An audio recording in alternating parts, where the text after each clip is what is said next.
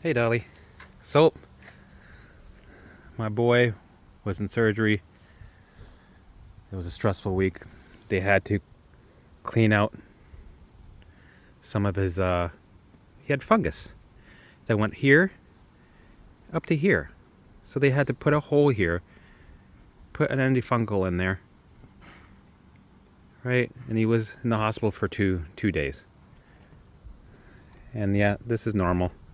Lick it, Lemmy. Lick it, boy. Come on, lick it. Lick. Good boy, good boy, good boy. Yes, yes.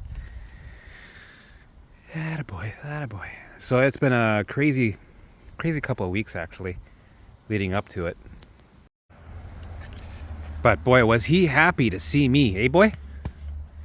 I was very happy to see him. He couldn't wait to get out of the hospital. But then, yeah, we got out of there. And it's been, such a relief to have him back. But the shitty thing is, he's got to go back in 2 weeks. And have a somewhat of the same procedure done again. Like, he needs another dose, right? So they're going to put the stuff in there again. But not as invasive as the first one. And we're going to get that done. And then get back to healing again. That's going to be in a week and a half. And get back to life. So even as a person that fully recovered and is a master at this shit, life will still throw you curveballs. And it'll still freak you out. I'm human. Right? I will still have, normally you feel like, oh, fuck, nothing. You know what? I'll be able to fucking, no anxiety will get me. I can control my shit. But life will throw you curveballs in ways where you can't control it. Where you're stuck with having to suffer with your emotions and how you feel, the fear and worry. And it drags you out. Especially with family, right? Loved ones. Pets. Fuck, man. Pets. Your children, right? Your mom, your dad, a friend, your grandma. Right? This is where it becomes crucial to go through the journey of recovery and recover, but keep, no matter what, when symptoms start to go, right? Keep going. When you're, because there's a threshold, right? There's a threshold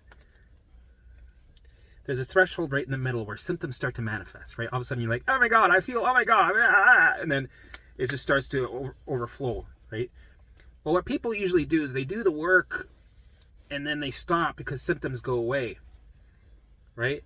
And they'll be right underneath the surface, right? They'll be walking on thin ice. And then something small or life happens, like it always will, and then boom, symptoms manifest again. And there they go, doing a program again, right?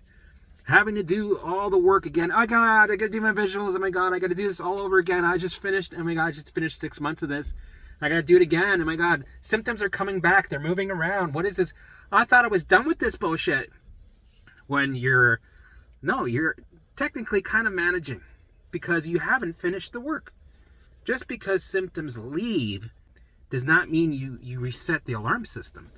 It just means you hit a certain threshold where your body's able to manage better. And we're not here to manage better. We're not here just to recover. We're here to restore and thrive so that it can handle what comes at you with ease. If it's a cold, flu, right? If it's life situation, we want it to be able to do its thing. We want it to be able to do what it's designed to do with ease. The liver, right? Your heart, your biome, right? Everything in your body is supposed to work efficiently with ease, right? But if you're only doing half the work, it's like, we're working, I guess. Oh fuck, here comes a curveball. Oh, no, You're doing the work again. And you're like, why? Oh my God, I thought, why are a few people that are able to, they're thriving and they're, life, I'm sure, like Sally, her grandma died and they were very close and it was hard for her, but I don't think she has any symptoms. Like I was kicked out my boyfriend broke up with me and now I'm fucked again. I got 80 fucking symptoms. I'm shitting fucking blood.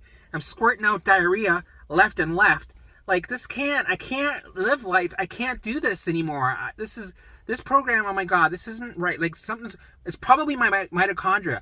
Oh my God, it's probably the motherfucker gene. It's probably, I am fucking special. I'm not like everybody else. Obviously, this isn't working. I put the work in for 8.5 months. Bullshit. Right? I felt good. And now I feel worse than I ever have. This isn't, no, there must be, I think I need to detox. Right? You go down the rabbit holes again. Doubt. So you need to keep going. Because life will throw you shitballs. Right? And they're going to curve. So you gotta make a deal with yourself. A bit of like a contract deal. Say to yourself, you know what? I'm committing, I already made a commitment. I'm doing this 1,000%. I'm not going to half-ass it. No wishy-washy, right? We're doing the work. It's going to be a shit show. When I start doing this journey to recovery, it's going to suck. It's going to get worse. I'm going to feel like shit constantly. It's going to throw the kitchen sink at me. The more I move forward and introduce this new program, right? It's going to throw the kitchen sink at me. It's going to throw everything at me, right? So not only am I going to feel the old program, but while I feel the old program, right, I'm making exorcisms jealous, right? I have to introduce the new program, right? I got to smile while I feel like shit. Think greater than you fail, right? And now this whole journey is resistance because you're changing and updating the alarm system to a new program, right? We got this new software, we're putting it in, right? And we're implementing that. But the brain does not like change. It pulls back. Okay, so no matter what you do, you smile like a crazy person, you think greater than you feel, you're going to have resistance. That's the way it is. But the way we can take away resistance is with our thoughts. At least we can do that, right? And that's huge. Taking away the resistance with our thoughts, allowing it to be there. Don't fix, analyze, try to figure out, right? Don't ruminate. Let it do its thing, right? The content of the thought or the content of the symptom is irrelevant, right? You don't need to dig for it. You don't need to dig for that shit. It's irrelevant. It's just an alarm to get your attention, to perceive danger, and it does a great job. It works perfect.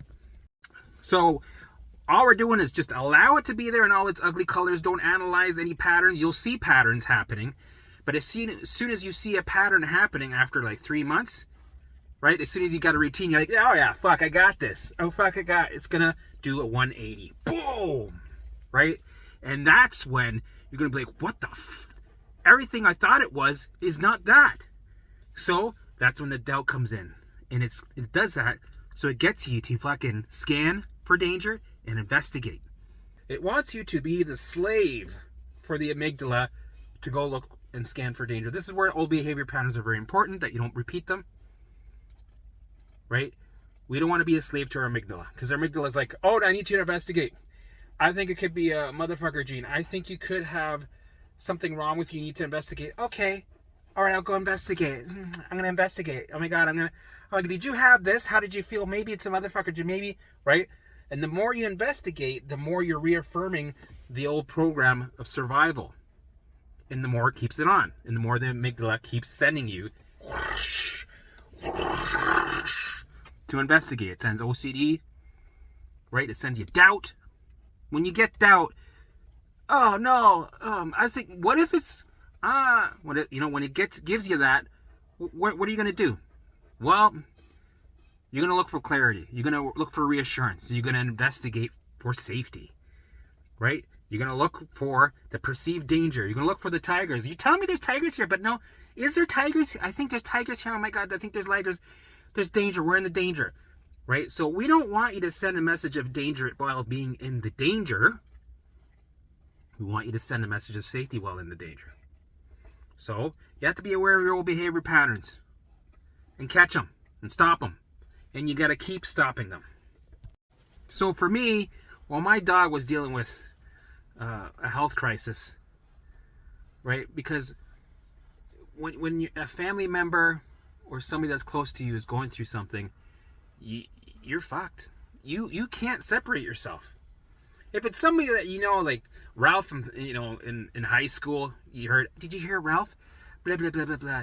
He's not blah, blah, blah. You kind of go, oh, that sucks. I'll move on with my day, right? Cool.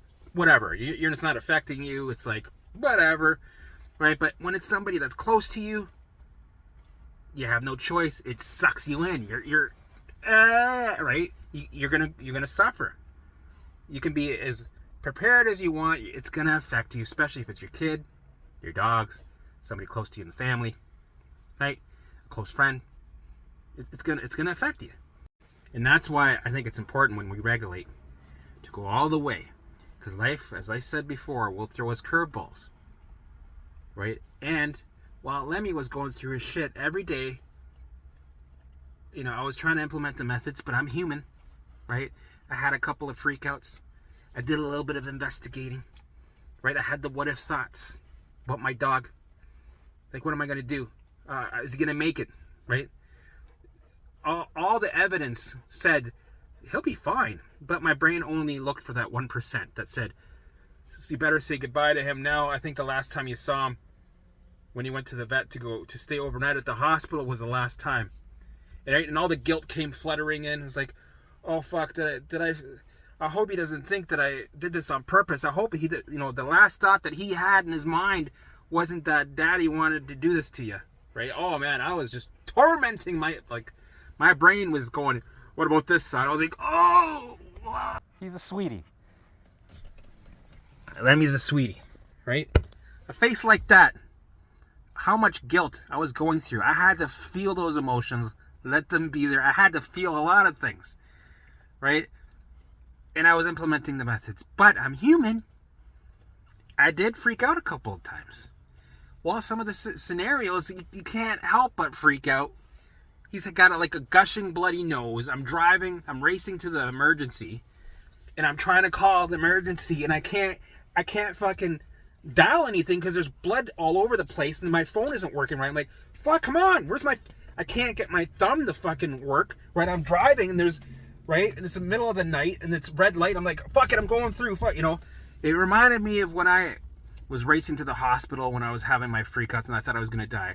I had my fucking hazard lights on in the winter. I was plowing through fucking red lights, right? And I had the windows down. I was like, right? I thought I was gonna pass out in the car and run into a building, and that would have been it.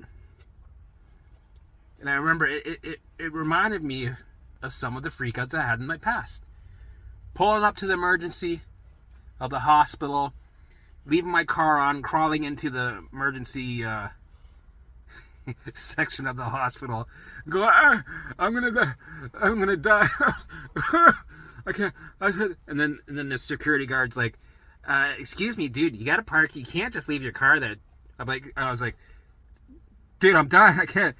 You park it. You can park, right? And then the nurse comes, excuse me, sir, can you please go park your car? Because you can't. No, the parking's over there. I don't know if you know, the parking's not here. It's there. When people are dying and they go to emergency, do you think they give 3 fucks about, if my car is running, if it's on, if it's parked in the right area, right? Do you not see me crawling? Do you not see me fucking panting, trying to get air here?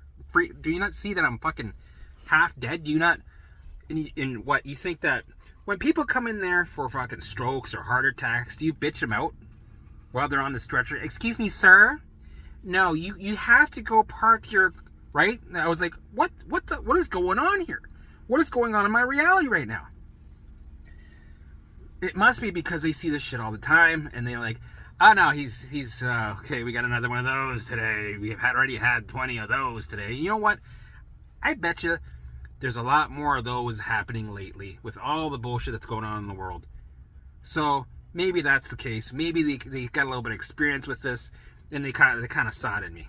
They're probably like, oh yeah, he's just no, he's in fight or flight, or it's not an emergency situation, sir. You'll be fine. But I thought I was dying. Half of my face was fucking numb. I couldn't fucking breathe, right? They checked my oxygen. No, everything's fine, sir. Your oxygen is 98%. You're good. There's nothing wrong with you. There's not emergency. I think you're gonna be. We're gonna get you checked out anyway. So anyway, I had some flashbacks of how I used to be in my situation. So I'm, a week ago, a couple days ago, I was in my car driving kind of fast. My dog's beside me, choking on his blood, right? His nose is bleeding. I'm fucking losing my mind because I love my dog. And I don't want to see it. I don't like seeing animals suffer. Not just animals, anybody, right? But these are my babies, right? Fuck, I don't want to see my dog suffer. And honestly, now that I think about it, he was calm. If anything, I was the one that was over freaking out because he's my baby. Yeah, it's just one of those things. I don't know. If I did these methods and if I exposed myself to it and if I made it a part of my training, I am 1,000% sure I would get to a point of somewhat of a mindset of indifference. Right? If my boy started to have bloody noses 3 times a week for another 6 months, I would become indifferent. And I noticed that it was happening to me, that I was adjusting to what I was seeing with him. Right? Compared to the first time I saw something, I would freak out. The fourth time, I'd be like, yeah, he's going to bleed for 15 minutes, and then it's going to stop, and he's fine. He looks fine. Like, my dog didn't care. He's just like, let's go for a walk, buddy. Let's go for a walk. He's going, want to go for a walk? What's up? Is that a squirrel? What the fuck's going on here, man? Fuck, I'm kind of hungry. You got anything to eat? I'm kind of thirsty. And you know what? The nose is a little dramatic. If you hit your nose wrong, you get a nosebleed. It looks like it's something that's like you just entered a fucking murder scene, right? So we went to the first emergency building, totally different than the other one, right? So totally different part of the city, and the floor is covered in blood everywhere. He's bleeding, and it looks like a fucking nightmare. So this isn't helping my what if thoughts. I'm in state of fight or flight. This is an animal I love, right? I just want him to get better, but I started to allow everything to be there, surrender, let it do its thing, right? It sucked. Did the methods, and I started to calm down. I was like, all right, fuck. And I looked at the nurses too. Well, the vets. I looked at the vets and they were like, oh, he's bleeding. Oh, that's not fun.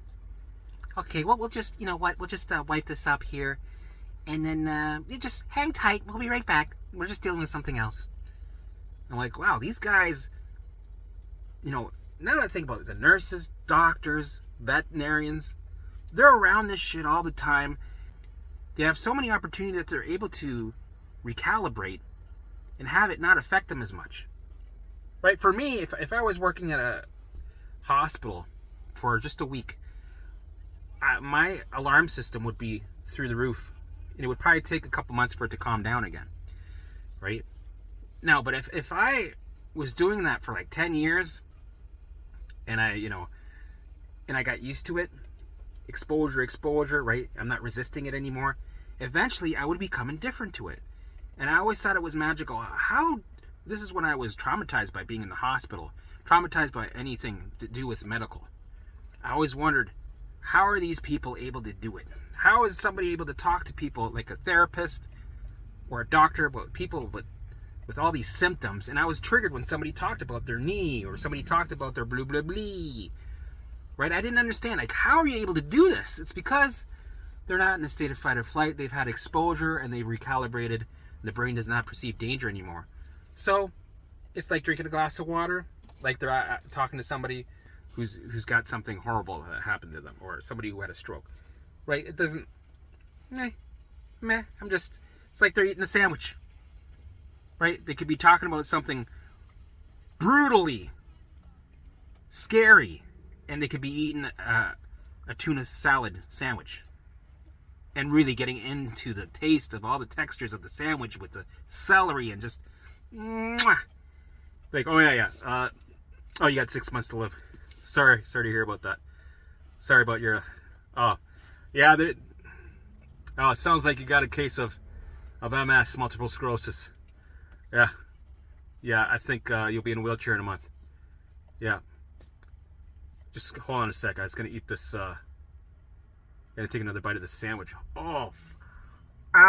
So anyway, this experience is, I'm grateful that I am where I am because my alarm system was able to get back to standby within 2 days. So he was going through symptoms off and on for maybe 5 months. Nothing too scary, so I wasn't really worried. But then when the shit hit the fan till yesterday, that was like maybe 4 days, I was forced to suffer for 4 days with not getting answers right away. Things aren't in my control, right? You have no control. You got to wait for tests. You got to wait for the phone call. Okay, so Lemmy, he seems to be doing okay. We're going to do the surgery now. Okay, now you're doing... I thought you were... Okay, thank you. Hang up. Fuck, now they're going to do... So the what if thoughts come in, right? I've been surviving already for 2 days. Trying to find a place that will take him. Trying to find a place that will get a scope for his nose. Right? So suffering, seeing him bleed while I'm trying to call people. Yeah, and he's like... Burf, burf. So they get him in. They fix it. She's not calling me. I'm like, okay, it's been fucking 3 hours, right? And then they tell me, oh, he was fine. I'm going to call you again to see how everything... Okay, so I got to wait again. So I'm suffering while I'm waiting for all the stages of the surgery, right? For them to call me, give me the updates. And then she would call me, give me updates, and then, okay, that's good, thank you. Okay, all right, okay. Now we got to wait till tomorrow. Until he's not here with me. He's sleeping over there for one more night. One more night. Okay. Then I'm like, okay, this is good. Then my what if thoughts are like, okay, well, what when he comes home, is he gonna be? How is he gonna be? Is everything gonna heal okay? So there's new batch of what if thoughts that come along, right? Luckily, everything worked out great, and I had to also trust my intuition this time, and know with 1,000% trust. Allow the thoughts to be there, right? Don't Google this stuff.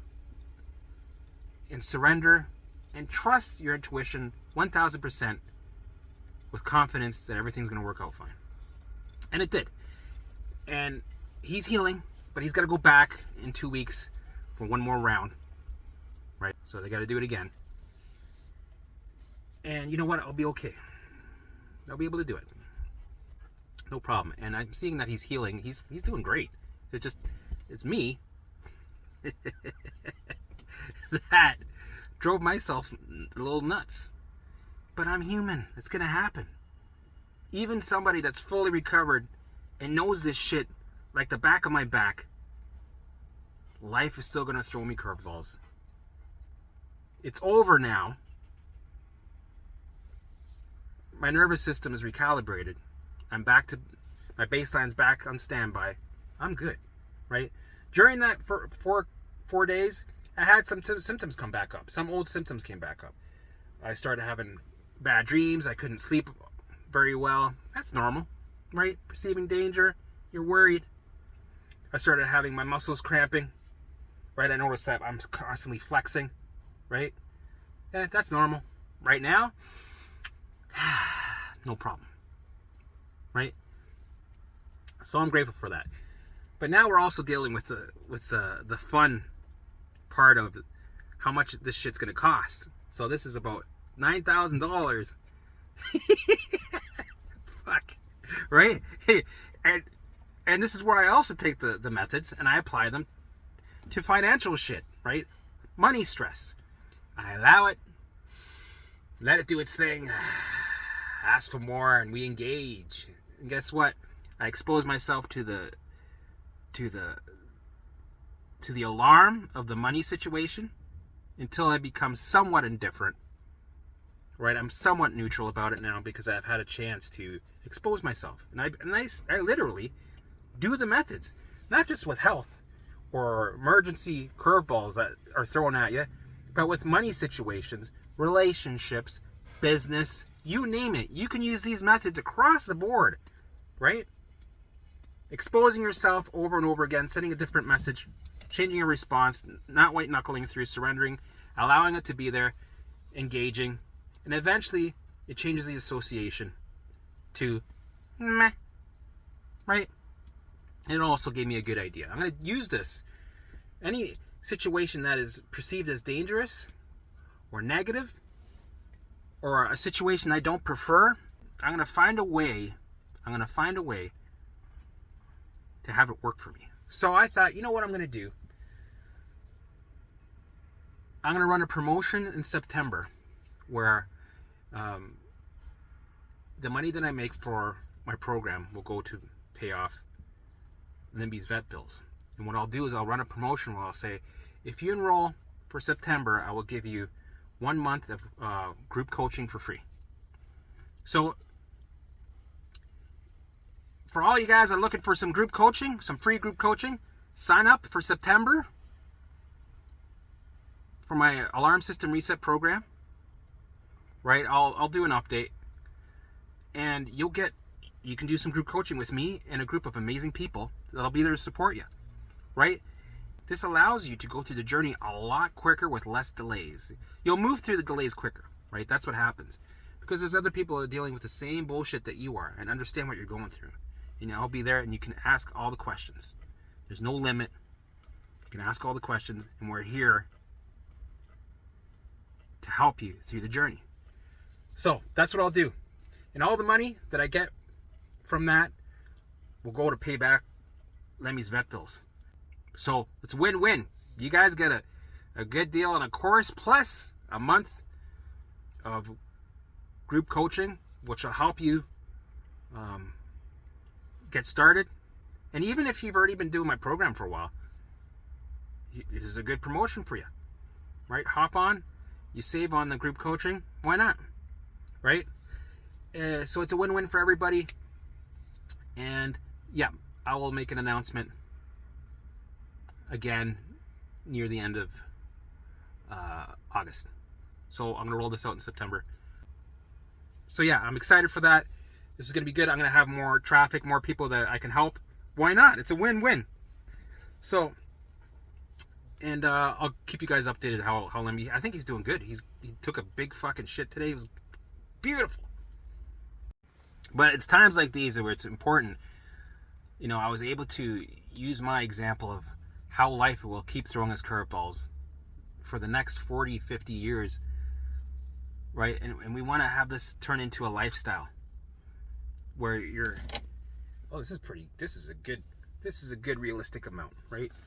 Where you want to be way below the threshold, right? Where you want to have your baseline back on standby.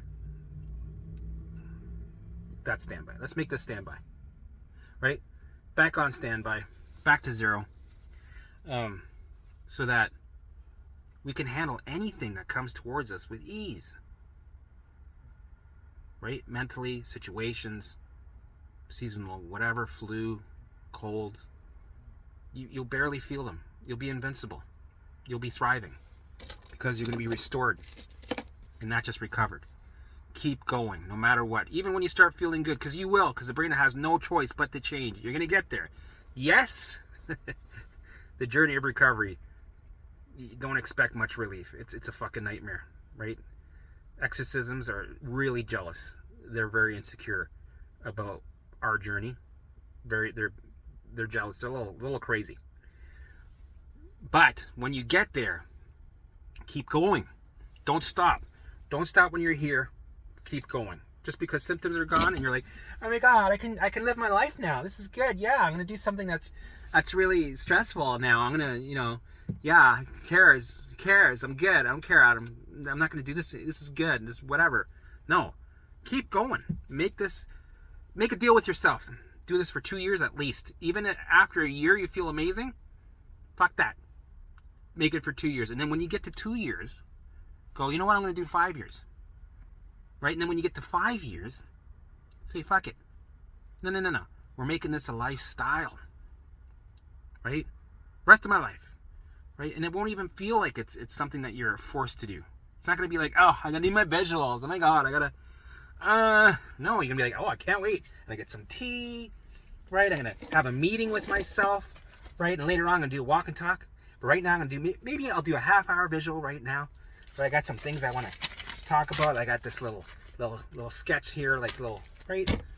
it's great. It's great. Meeting with myself is so good. I'm going to use these techniques to manifest, right? To work my spiritual muscle, get some of those downloads, those Wi-Fi downloads, the golden nuggets of clarity to open that gate, right? That mental gate, so I can get those downloads and just flow with ease. Right? That's where we want to be. It shouldn't be something that is annoying to do. This is something that you want to be racing to the car to have a meeting with yourself. Like, fuck, I can't wait to get in. Where the fuck? Let's get this going. All right, fuck, where's my team? I just want to say thanks to everyone for all the support that you've given me throughout the months. I started this in, December, January? And I'm loving this. I'm loving the community. It's growing. I'm getting a bunch of guests coming in. You're going to like. I missed last Thursday, but, I was dealing with Lemmy with his bullshit, so... thanks everybody for the encouragement, for the support, and please, if you haven't subscribed, please subscribe, share, help me grow, and I really appreciate you guys. Thanks so much. I love you.